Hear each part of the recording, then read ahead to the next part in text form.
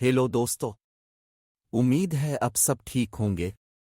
आज की वीडियो में हम डोमेस्टिक हेल्पर्स की हांगकांग में मुलाजमत, वीज़ा हासिल करने का तरीका और उनकी सैलरी या तनख्वाहों के बारे में बात करेंगे। आज की वीडियो मालूमात से भरपूर है, इसलिए इससे मुकम्मल फ़ायदा हासिल करने के लिए वीडियो आखिर तक देखें।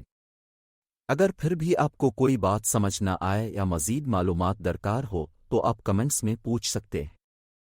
वीडियो शुरू करने से पहले आपसे रिक्वेस्ट है कि अगर आपने अभी तक हमारा चैनल सब्सक्राइब नहीं किया तो बराए मेहरबानी हमारा चैनल सब्सक्राइब कर लें ताकि आइंदा आने वाली तमाम मालूमाती वीडियोज़ अब तक पहुंचती रहें।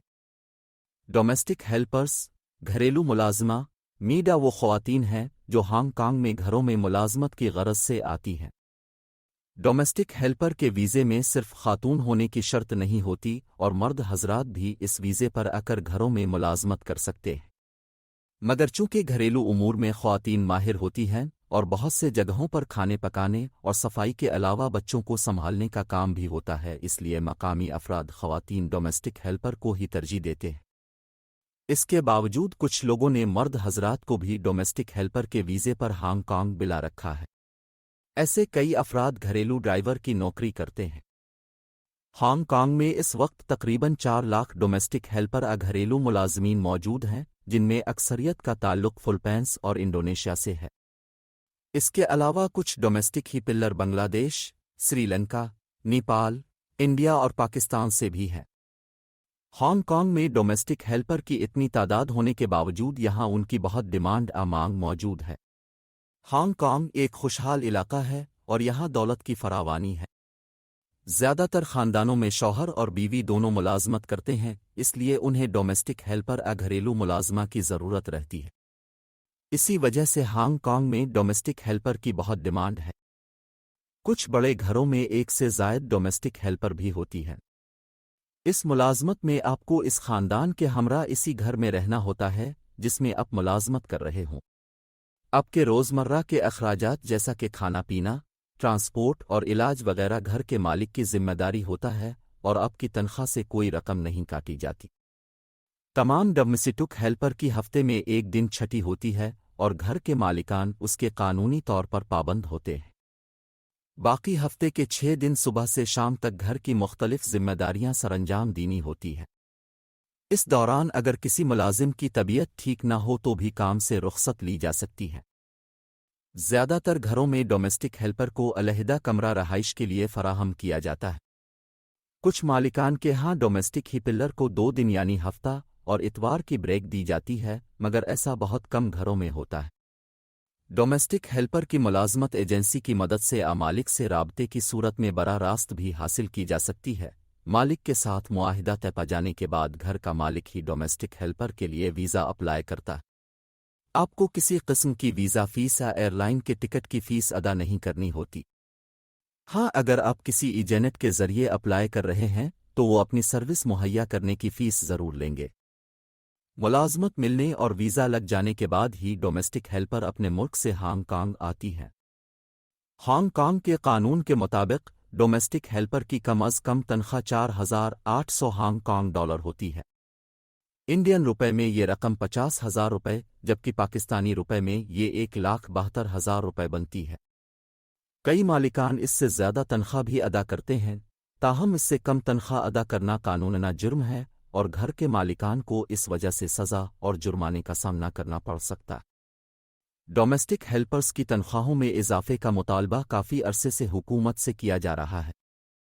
हाल में होने वाले मुजाहिरों में हांगकांग हुकूमत से मुतालबा किया गया है कि डोमेस्टिक हेल्पर की कम अज़ कम तनख्वाह 6,500 हांगकांग डॉलर होनी चाहिए।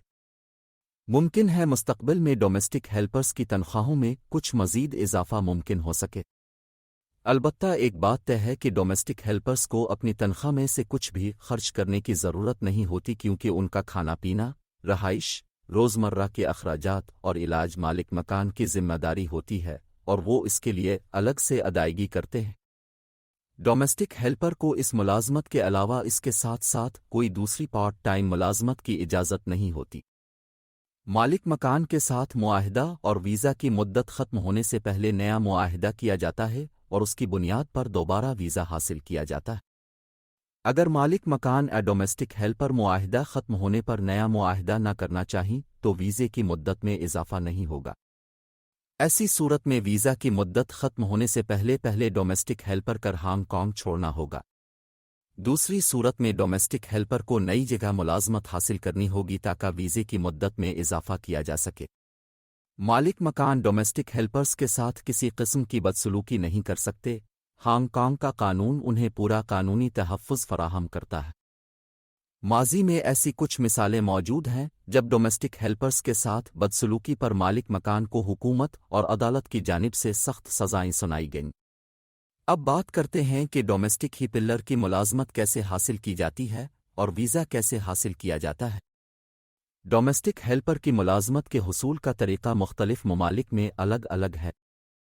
کچھ ملکوں میں ڈومیسٹک ہیلپرز کی ایجنسیاں موجود ہیں جو ہانگ کانگ کے لیے ملازمین بھرتی کرتی ہیں۔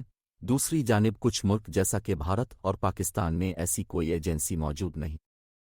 اس بات کا یہ مطلب ہرگز نہیں کہ انڈیا اور پاکستان سے لوگ ڈومیسٹک ہیلپر کے ویزے کے لیے اپلائی نہیں کر سکتے۔ انڈیا اور پاکستان کے لوگ بھی یہ ویزا اپلائی کر سکتے ہیں، مگر اس کے لیے انہیں ایجنسی کی بجائے خود ہی ڈومیسٹک ہیلپر کا ویزا اپلائی کرنا ہوتا ہے۔ معلومات نہ ہونے کی وجہ سے بہت سے لوگ یہ ویزا حاصل نہیں کرتے۔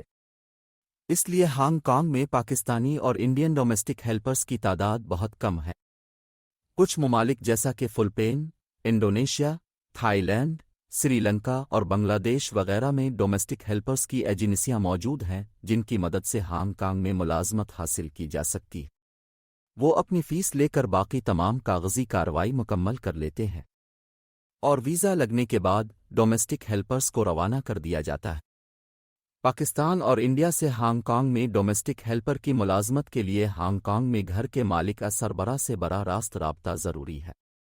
اگر آپس میں معاملات طے پا جائیں تو گھر کا مالک ڈومیسٹک ہیلپر کے لیے ویزا اپلائی کرے گا۔ یہ ویزا اپلائی کرنے سے پہلے بھی دونوں فریقین میں معاہدہ تحریر کیا جائے گا جس پر ہانگ کانگ میں موجود متعلقہ پاکستانی یا انڈین قونصلیٹ جنرل سے تصدیق کرائی جائے گی۔ اس کے علاوہ پاکستان اور انڈیا سے ہی میڈیکل ٹیسٹ اور کئی صورتوں میں پولیس کا کریکٹر سرٹیفکیٹ بھی لینا ہوگا۔ ان تمام چیزوں کے بعد ہی ویزا اپلائی کیا جا سکتا ہے۔ یہ بات ذہن نشین رہے کہ پاکستانی خواتین کے لیے یہ ملازمت حاصل کرنے کے لیے حکومت پاکستان کی جانب سے عمر کی حد کم از کم 35 سال ہے۔ یہاں اس بات کا خیال بھی رہے کہ عام طور پر ہانگ کانگ میں لگاتار 7 سال قانونی طور پر قیام کی صورت کی کسی بھی شخص کو ہانگ کانگ کی مستقل سکونت کا حق حاصل ہو جاتا ہے اور اسے پرماننٹ آئی کارڈ مل جاتا ہے، مگر اس قانون کا اطلاق ڈومیسٹک ہیلپرز پر نہیں ہوتا۔ وہ صرف ویزے کی مدت تک ہی ہانگ کانگ میں قیام کر سکتے ہیں۔ بطور ڈومیسٹک ہیلپر مختلف قسم کی ذمہ داریاں گھر میں سر انجام دینی ہوتی ہیں، جیسا کہ کھانا پکانا، صفائی، شاپنگ یا خریداری، بچوں کی دیکھ بھال یا انہیں سکول لانا لے جانا، گھر کے بوڑھے افراد کی دیکھ بھال وغیرہ۔ ضروری نہیں کہ یہ سب کام ذمہ داری میں شامل ہوں۔ کئی صورتوں میں چند ایک چیزیں ڈیوٹی میں شامل ہوتی ہیں۔